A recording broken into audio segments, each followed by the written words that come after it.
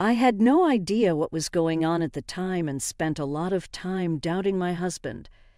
This was almost 10 years ago. I was in my 30s and had only recently married my husband. With my husband working so hard even before we married, I expected life with them to be difficult, but he never came home for so long that I felt alone. At first, I tried to let my husband relax at home during the rare times he would be there, but my frustration grew. I became harsh with him every time I saw his face. My husband would try to soothe me, but if he saw that I was still unsatisfied, he started to ignore me. I wanted him to look at me, no matter how busy he was with his work, because we were married.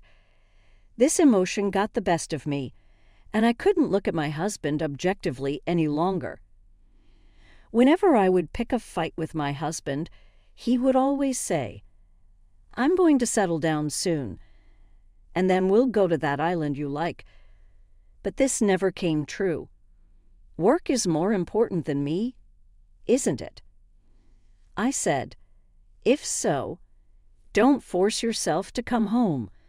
I'm tired too, and seeing you so excited makes me sad." No matter how many horrible things I said to him, he never took it seriously, and I began to have a nagging feeling that our marriage was coming to an end. Soon after, my husband could tell I wasn't even mad at him and had no feelings for him. I didn't suspect it at first because he worked in a department with many business trips. But one day, I found a receipt and membership card for a hotel near a house in his suit pocket after he came home from a business trip. The receipt indicated that he had stayed at the hotel on the day when he was out of town on a business trip, and he had accumulated points for more than one night. As a successful businessman who could get the job done, my husband was quite popular with the ladies at work. I guessed that he had found another woman to be with. Why should I have a hard time when he is enjoying being with another woman? I thought to myself. I went out at 9 o'clock, in spite of my husband's infidelity, and made plans on weekends too. It was fun for a while, but eventually, I grew tired. I was tired of forcing myself to smile and not being able to truly enjoy myself. Perhaps it was finally time for my husband and me to be free. We're both avoiding each other, not facing each other as husband and wife. It would be preferable if my husband was happier with someone other than me. I suppose it's time for me to move on to the next chapter of my life. But this is the husband I used to love, until I realized I didn't want to spend the rest of my life with him. It took a lot of guts for me to ask for a divorce. I also wondered if there was really no other option but to call it quits. But it seems that my husband has a new girlfriend. After days of deliberation, I made a decision and sent a text message to my husband's cell phone. "When will you come home early today? I need to talk to you." He replied right away, "I need to talk to you too, and I'll try to leave as soon as possible." I found myself thinking that my husband must not want a divorce, even though I was certain I had made my decision. My husband is also seeking a divorce. Just thinking about it made my heart race so fast that I couldn't breathe, and I tried to stand. My husband's heart was not with me, it went to someone else. Let's not see each other anymore. At the very least, I should end things with a smile. I made my decision and waited for my husband to return home. It was shortly after 9 o'clock p.m. when my husband returned home. He'd lost an unexpected amount of weight. His kind eyes and tone of voice remained the same, but there was a gap between us that seemed insurmountable. My husband, who had never been a man of many words, kept looking down and remained silent except for a few words while I spoke. I wanted to end the conversation with my husband in a respectful manner because I felt he was making a lot of fun of me. We were a married couple, albeit for a short time, and we were about to divorce, so why wouldn't he tell me how he felt? I became increasingly angry and began to argue with him. However, my husband remained silent and listened to what I had to say. I wanted him to say something, so I told him that I knew about his new girlfriend. He probably thought I was oblivious to the fact that if he knew I knew everything, he would become impatient and make one excuse after another. Hearing my words, my husband looked at me in surprise, then smiled briefly. After a brief pause, he asked, "What do you know?" Strangely, I couldn't help but laugh at his joking tone, which made my husband laugh, and for the first time in a long time, we laughed together. Regardless of the topic of the conversation, I was overjoyed to be able to laugh with my husband like we used to. We were able to talk again after that, which was a strange sensation. Perhaps it was because he found out I knew about the affair. My husband's face appeared to be revitalized. "Let's stop attacking each other. I don't want to leave you because I don't like you," he said. My husband agreed to my proposal, and we decided to clean our room and share our belongings so that we could leave at any time. They were all precious memories, but they were all things I wanted to keep hidden for a while. My husband has always been the type of person who uses things he's had for years, but today he didn't hesitate to throw them away. "Take anything you want. It's all my fault. So this is my atonement," he said. When the room was clean and tidy, and we only had each other's belongings, my husband's eyes seemed to be left with tears as he said this. Did he feel sad as he cleaned up the mess? That was very clear to me because I felt the same way. You still have time to think about it, don't you? Let's clean up one step at a time. I decided to take a break for the rest of the day after cleaning up the entire mess. I took a bath to clear my mind. I should be able to get compensation for my unfaithful husband, but it was clear that our relationship had already ended. Besides, I don't want to tarnish my memories of my husband any further. As I was getting ready for bed after the bath, my husband entered the bedroom. He climbed into bed and gently drew me into his arms. "Hey, this is weird, and I feel bad for your girlfriend," I said. My husband said quietly, "Just one more time. I want to be by your side."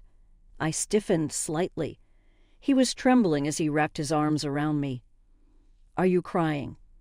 I asked him, but he didn't respond. I noticed that his body was lighter and more bony as I stroked his back. "Are you sure you're well? You appear to have shed some pounds," I said to him. His body stopped shaking as I said this. "I've been cutting weight," he said, pulling his body away from mine, taking a deep breath. "Okay, is there anything else I should know? Are you sure you're okay?" It had been a long time since I had touched my husband's body, and I was surprised to see how different it looked from before. My husband's physique was always stocky and muscular, even when he was busy. He enjoyed working out. But he told me she likes me like this. I was sad once more. He's doing it for her.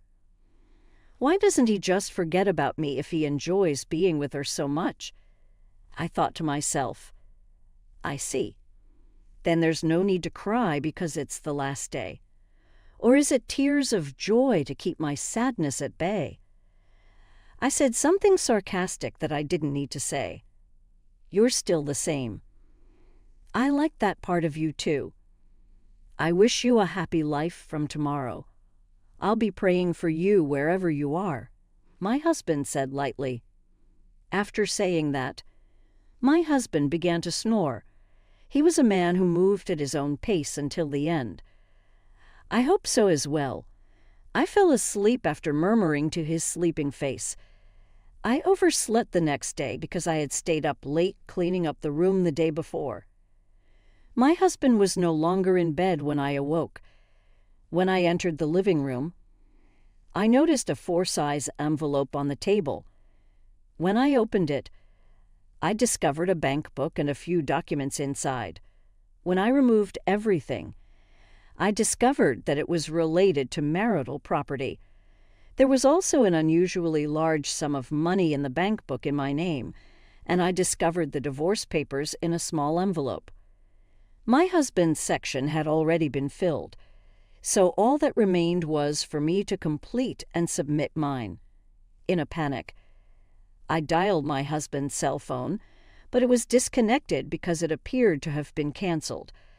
I spent several days asking about my husband's whereabouts with his parents and friends, but none of them would tell me.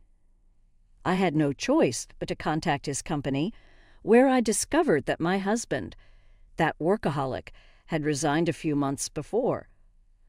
Who would it make sense if he made a new girlfriend and left? But why go to such lengths? Why didn't anyone tell me anything? I've grown suspicious of people, and there appears to be no way to contact my husband. The mental fatigue that had been building up since before the divorce nearly crushed me. My husband had gone to the trouble of arranging compensation for me, and now that I was free, I decided to spend some time in a place I really enjoyed. We arrived at the remote island, which took nearly a day to reach from the mainland. The island was depopulated, and about 3,000 people lived there. I had visited the island once with my husband and was captivated by its natural beauty and the slow flow of time. My husband promised that we would return to the island once his work was completed. I miss my husband, but maybe what I need now is the peace and quiet of that place. I quit my job and moved to this remote island a few months later, after renting the house to someone else. It was a risky move on my part, but I knew I couldn't stay in my house any longer. However, I didn't want to waste my husband's efforts, so I didn't want to just let it go. There are many strange things, but I can't ask my husband about them anymore. I plan to spend time on this quiet island, relaxing and letting myself go. I began to adjust to island life and became acquainted with my neighbors. I had enough assets to live a normal life without working, but I realized that doing nothing was even more depressing. So, I started working as a sort of help, assisting the elderly neighbors with their problems. I was initially treated as an outsider, but as I became more used to the work, I was relieved to be accepted as one of the islanders. As I was settling in, I learned from a coworker that a new client had arrived from the main island for medical treatment. He had become ill and had chosen this island as his final residence because there was no treatment available. Moving to this island with no medical facilities would be difficult unless you are very prepared. To move to this island in that condition, I was thinking that being in charge would be difficult. When the new client asked for a visit, and I was the only one free, I had heard about his medical condition, so I was nervous as I went to his house. We arrived at the small house on a hill with a view of the ocean. The house had been vacant for a long time and had been renovated to the point where it was livable, but it was really just enough to keep the wind and rain out. I questioned whether this was the best place for him to spend his final days with concern. I rang the doorbell. "Come in," a small voice said, barely audible. I gave my usual greeting and entered. I found my client sitting in front of a window, the sun and wind streaming in. I couldn't see his face because it was backlit, so I squinted as I approached. "It's a pleasure to meet you today." "Sir," as I looked at the face that had turned to me, I was speechless. My husband, now my ex-husband, sat there. We were both taken aback. We just stood there, staring. My husband initiated the conversation. "You found me out," he said mischievously, smiling like before. "What exactly are you doing here?" I was so confused by my husband's presence, the fact that he wasn't supposed to be there, as well as the information I had heard at work, that I couldn't speak properly. My husband grabbed my hand and forced me to sit next to him. He sat next to me and held my hand until I relaxed. I couldn't think of anything to say to him, and as I sat there, I heard a voice at the door. I wiped my tears and opened the door, where an elderly man stood. He seemed surprised to see my tear-stained face, but he bowed, went inside, and sat down next to my husband. "How are you doing today?" he inquired, speaking in a soft voice. My husband said that there was nothing unusual and began chatting with him. The elder man was most likely the island's only doctor. I remembered my colleagues telling me that there were no inpatient facilities on the island and that the clinic nurse and doctor were the island's lifelines. So, it appears that my husband came to the island to spend his final days here. Although it was his decision, I listened intently to their conversation. I was wondering if there was anything I could do to help. My husband's doctor left after about 10 minutes of casual conversation. I couldn't help myself and ran after him. I guess my flustered appearance startled him again, but when I told him of our relationship, he seemed to understand. I questioned the doctor about my husband's condition and future treatment, but he said, "I can't tell you without his consent." Maybe he felt sorry for me and said he won't be able to walk by himself very soon. It seemed a shame for him to spend his final days alone, so please be there for him. I was stunned. What became of my husband's girlfriend? I returned back to the house with heavy steps, where my husband was waiting. My husband appeared to have anticipated my questioning the doctor and greeted me with a smile. "You're back," he said. I couldn't live without my husband, so I asked him to let me spend the night. My husband's house was only a few pieces of luggage and a couple of futons. It was the first time I'd slept with my husband since we discussed divorce. As I cuddled up under the covers with my husband, we told each other how we got here. I was eager to ask about his illness, but I decided that it wasn't time to talk about painful topics. So we reminisced. This was also due to my feelings about his relationship with her. I asked him if he hadn't brought her to the island before I asked to stay, but he just laughed and covered up the fact that he didn't say anything, suggested that there was a sad event. I was careful not to hurt his feelings by asking any more questions. The next day, I informed my employer of what had occurred and decided to take some time off. I wanted to spend what time my husband had with him. I took my husband, who couldn't walk very far, around the island in a wheelchair. There were places I remembered from my previous visit, places and scenery I wanted to show him. For the first time, it was satisfying just being together. I wished we'd been close when we were married. Even after my divorce, I discovered that the feelings I had grew stronger, but there's nothing I could do about it now. My husband will be confused if I told him. Like friends, I would stay by his side. The good times were fleeting, but the disease was gradually taking its toll on my husband.